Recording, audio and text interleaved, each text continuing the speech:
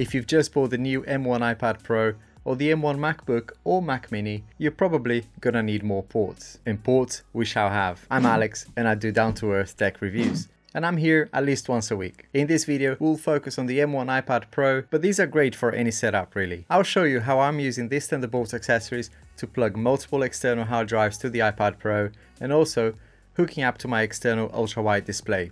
Well, kinda. This is the Thunderbolt 3 dock by OWC, and this little guy here is the Thunderbolt 4 hub, also from OWC. This video is sponsored by my bank account.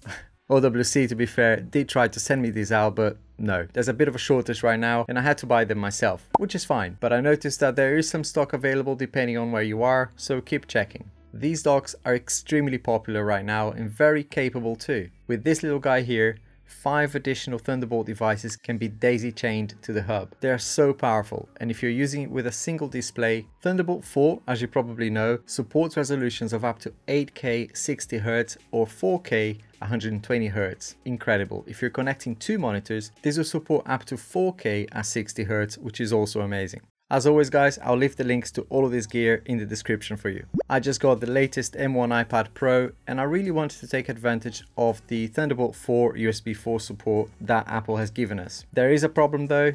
My iPad is running the latest available iPad OS, which is the 14.6 version, and unfortunately that does not like Thunderbolt 4 accessories. It's not that it doesn't work, the dock works perfectly fine, but the transfer speeds are not what we should expect, and that can only be down to the current iPad OS software. I know from other creators who have been testing the beta software for iPad OS 15 that this problem seems to have gone with that version. We're gonna need more time, of course, to get into the details and a lot more testing, so stay tuned for that. I'll make sure to keep you guys updated. I'm not running iPadOS 15 beta software, mainly because I use this iPad for work as well, but when the public beta is available, I'll be jumping onto that. To give you an idea, the transfer speeds between the iPad and my external SSDs, these little guys here, regardless of the direction I was sending the files, was ridiculously slow. I was using a 100 gig folder, and in one transfer scenario, I was getting about 80 megs per second transfer speed on a drive that I know is capable of 800 megs per second. To make sure that there was nothing wrong with the hub itself, I tried some tests using my Intel MacBook Pro and I was getting close to that advertised speed on these drives as well, as expected. These drives I've got are not the fastest SSD drives by any means, but as I said, I was able to get about 800 megs read and write on the SanDisk connected to the Thunderbolt 4 dock and the hub using the MacBook Pro. So that confirms really that there's nothing wrong with the dock or the hub, and after checking other YouTube videos like the one here from my buddy Kevin, I've noticed that people are getting better luck with the M1 iPad transfer speeds using the beta iPadOS 15 software. Even plugging the SSD directly onto the iPad doesn't yield any better results, which really confirms that there is a problem with iPadOS. From a design perspective, I love how small the little hub is and the fact that it has 3 Thunderbolt ports at the back, Thunderbolt 4 as well, which means they're backwards compatible, so will give you lots of flexibility for all accessories that you may want to connect to the iPad. On the front of the hub, you've got a USB 3.2 version Type A port, but not the cheapo version that Apple gives us. This here at the front is a 10 gig port, so provided you are using the right 10 gig USB cable, this is as good as it gets for a USB Type A port. Before I talk about the Thunderbolt 3 dock, just a quick reminder guys, I have built a nice library of content here for you, which I really hope you like. I'm having a ton of fun putting these videos together for you, and I hope you like my stuff. And if you do, it would mean the world if you subscribe to the channel as well. And don't forget the bell right next to the subscribe button as well. Let's crack on with the rest of the video. If you go for the Thunderbolt 3 dock, it gives you even more ports like the SD and micro SD slots here at the front, an audio port as well, which works with headphones as well as microphones. Really good for those people who spend a lot of time in conference calls or recording audio. Really great for that. As you know, the iPad doesn't have a headphone jack, so it's a really bonus there. It gives you lots of USB 3.1 ports as well, Type A and Type C connector, 1 Type C and about 5 Type A. One of them here at the front and one at the back is high powered, so you can charge bigger things like the iPad. It also has a digital audio output as well, and even an Ethernet port. So really much more capable dock. This will be for people who have a much busier setup, not just the iPad. As I said, there's a later version of this dock that will also be Thunderbolt 4, like the hub, and I'm still waiting for stock from OWC And when I do get my hands on that one, you can bet that you will see it here on the channel. How about connecting an external display to the iPad? Well, there's good news and bad news. It's great to be able to connect the monitor and the multiple external hard drives at the same time using this dock, for example, without having to disconnect any of your stuff to free up ports. And it's really early days for the iPad Pro, and most developers haven't really updated their software to take full advantage of the Thunderbolt capabilities. Having said that, some apps do support it, depending on what you're doing, of course, and the experience using those apps is great. When using apps like Notability, you can set the presentation mode or mirror. In presentation mode, you get the resolution for your display quite easily by selecting the top, and bingo. Disney, absolutely brilliant. I actually managed to get the sound to come out of my HomePod mini and the image to go through my ultra wide display.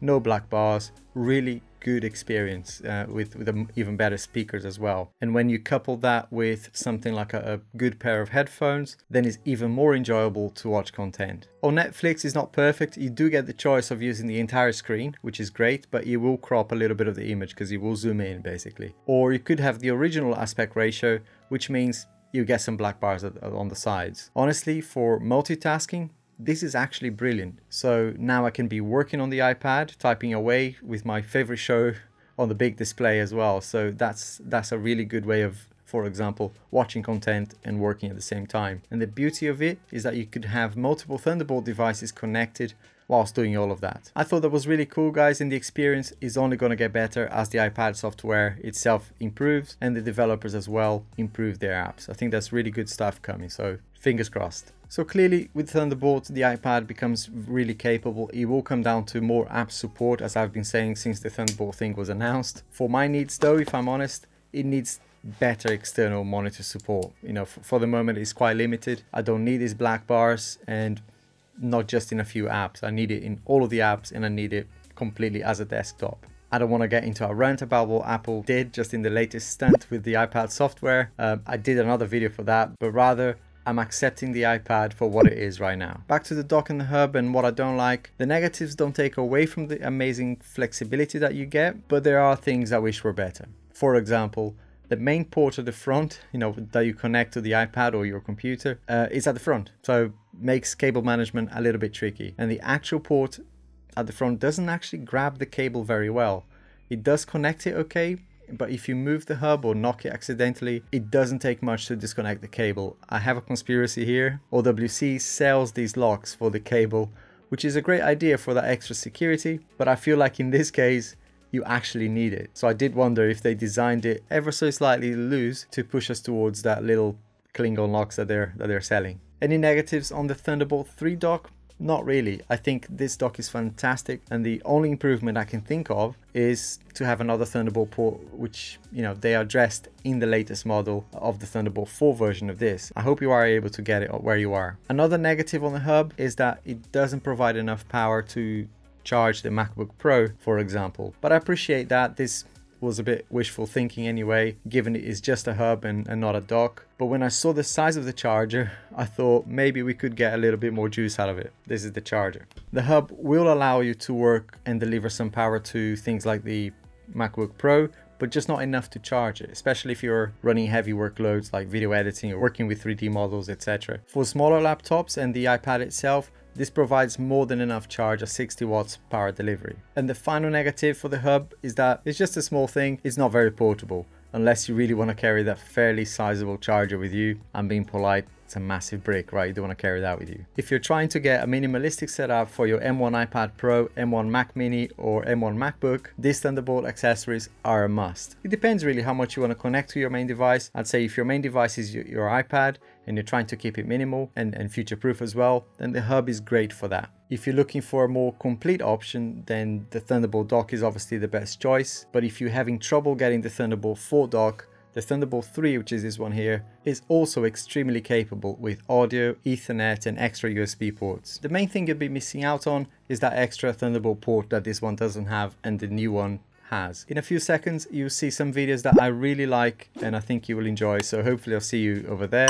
If not, make sure to subscribe and I'll see you and your smiling faces on the next one. Bye.